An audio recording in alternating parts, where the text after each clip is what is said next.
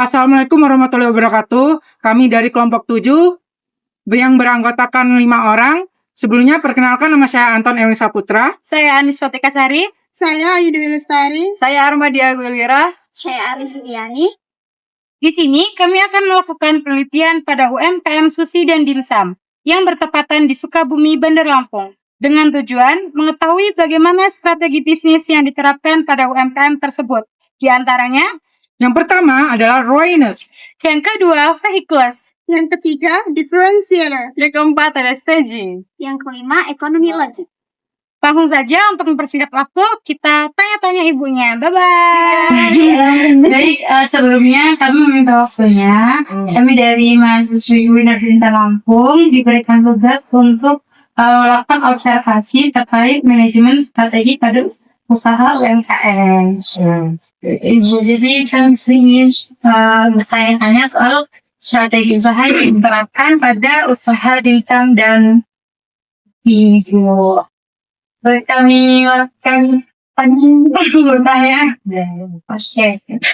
Pertanyaan pertamanya adalah kenapa ibu dan bapak memutuskan untuk menjual sushi dan dimsum? Kenapa tidak makanan lain mungkin?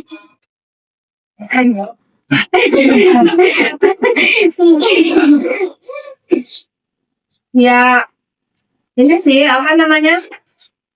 Kalau awalnya itu memang aku melihat peluang untuk jajanan ya, banyak kan usianya di atas ya remaja lah, banyak kan jajan kan, ngemil kan, untuk pembuatan sushi itu kan nggak banyak orang yang bisa.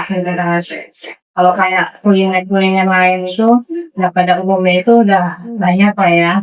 Cuman kalau untuk sushi ini memang ada beberapa yang memang nggak semua orang tahu dan bisa. Memang kalau yang biasa ala kadarnya itu memang mungkin semua orang juga bisa gitu. Cuman kalau di kita ini memang cari yang beda dari yang lain gitu. Ya intinya ini awalnya itu kan karena ini survei lapak buat kita kan awalnya memang sushi itu dititipin ke lapak pagi itu.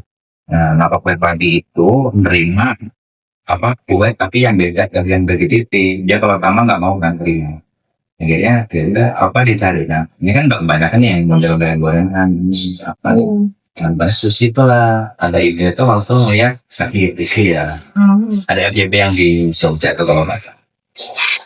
Di Lampung ada sih, cuman kan mereka nggak main nonton di Lampung kan. Udah di situ lah kita ngambil peluang tuh. Jadi coba buat dan coba dididik, rupanya ini bisa terima gitu ya. Jadi udah dilanjuti ya, dari kerja lapak itu dan pikiran untuk bikin apa. Jadi membaca situasi pasar itu ya. Iya, kita minta permintaan juga sama peluang. Baik, untuk pertanyaan kedua, siapakah target pasar ibu atau target pembeli jualan ibu itu? Ya, yang tadi saya jelasin ya. Kalau itu, anak muda lah ya. Mungkin dari anak-anak juga Ya, atau jadi gini awalnya itu targetnya memang selain itu tadi yang saya sebutin tadi, kita melihat juga kan anak-anak kecil itu kan jarang suka sama makan nasi. Nah kita kepikiran kalau kita titipin pagi di situ, otomatis si ibu nih beli ke lapak kue, dia ngeliat ada nasi yang suci itu kan, mungkin anaknya suka itu makan dalam bentuk seperti ini. Nah itu jadi lingkup target pasar kita di bel. jadi dari anak-anak dewasa yang tua pun bisa melihat ya. Lebih ke anak-anak sama remaja gitu. Iya, anak-anak kan memang beda ya. seleranya beda. Lalu yang selanjutnya, kenapa ibu pilih lokasi berjualan di outlet yang telah ibu tempati sekarang? Kenapa nggak di yang lain tempat? Jadi untuk pemilihan outlet itu sebetulnya kita kan cari yang memang sudah ada target pasarnya gitu, yang udah ada trafficnya. Sementara kalau kita di pinggir jalan, benar-benar pinggir jalan ya nggak nemen sama supermarket, itu kita trafficnya memang traffic lewat itu aja. Jadi kita memanfaatkan traffic dari si supermarket tersebut, sehingga Chandra atau apa di Menda, memang gambarnya dihantam. Ya, kebanyakan di Indomaret dengan alasan biaya sewa yang kredit ya. Tuh, jadi memang yang diincar itu orang yang datang ke Indomaret terus sendiri biasa beli gitu. Keren. Untuk pertanyaan selanjutnya, bagaimana Ibu mempromosikan dagangan Ibu dari sosial media kah mungkin seperti WA, IG, atau TikTok, atau mungkin udah bisa diakses di Gojek, Grab, dan lain sebagainya?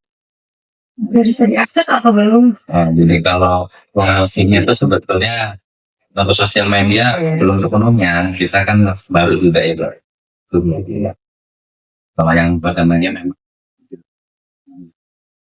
saat ini ya lewat ini aja traffic yang tadi itu kita ngambil fakta dari situ dulu. Untuk online memang kita buka Shopee Food, kita buka Starbucks, kita buka. Dengan tujuannya saya titik itu kan yang titik ya di titik outlet itu memang targetin yang dekat hotel kayak di contohnya kayak di Porti itu saya buat online shop online food itu memang itu kan daerah transit ya dekat itu.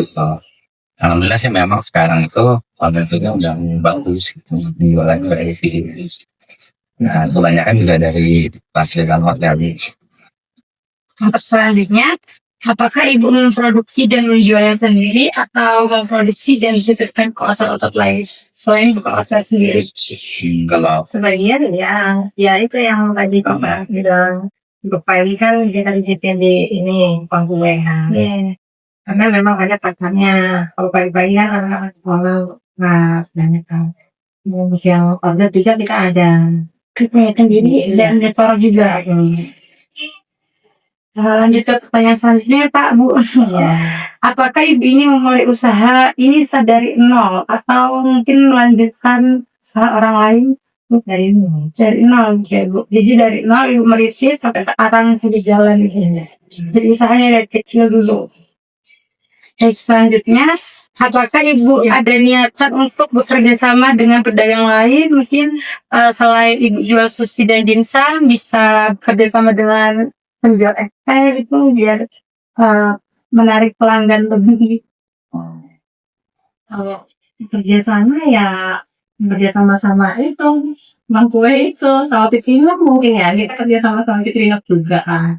Pitrinok yang bahasa samain Pitrinok ini sama Kakak Kue itu udah tergantung kerja sama juga mau kan. untuk kedepannya kan memang ada cita-cita besar kan pengennya itu kan di mau ada untuk franchise gitu ingin jadi kita bermitra sama pengelola jadi nanti mereka ambil dari kita mereka jual sendiri banyak lagi kedepannya pengennya jadi Selanjutnya yaitu apakah yang membuat sushi Ibu itu berbeda dengan sushi pedagang lainnya? Mungkin dari rasanya, harganya, packaging, atau mungkin dari carian toppingnya.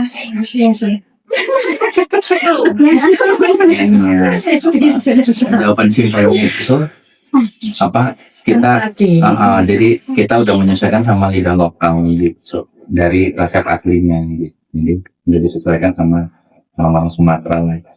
Kalau di Sumatera ini kan gurih pedes ya gitu. Gurih dibandingkan manis seperti di Jawa. Jadi kita udah sesuaikan terus sama varian kan ada yang pedas ada yang normal gitu. Jadi kalau tadi semua lingkup ini pakai pengennya masuk gitu menerima gitu. Jadi jalur masuk ya, misalkan gitu. Baik. Apakah Ibu punya target untuk berapa bulan ke depan sushi Ibu harus dikenal banyak orang, berapa bulan ke depan harus banyak sekian pelanggan misalkan gitu? Ada nggak seperti itu? Kalau untuk target seperti itu pasti ada ya. Cuman kita juga ngeliat kondisi pasar juga. Apalagi sekarang ini kita sudah daya beli kan nggak baik kita. Yang targetnya kita ya 3 bulan membuka outlet baru mungkin bisa kerja. Ya kalau namanya tujuannya pengennya ya pas 3 bulan buka outlet baru kita. Jadi melebarkan outlet kita supaya dikenal lebih gampang. Pengennya setiap kecamatan ada outlet kita. Selanjutnya, setelah ibu berjualan nih, mungkin keuntungan yang didapatkan kurang besar gitu. Misal ingin menambah keuntungan, apa sih yang perlu dikurangi gitu? Ataukah mungkin dari resepnya dikurangin biar keuntungannya lebih banyak, atau belanja-belanjanya lebih banyakin biar tetap harga lebih murah ya?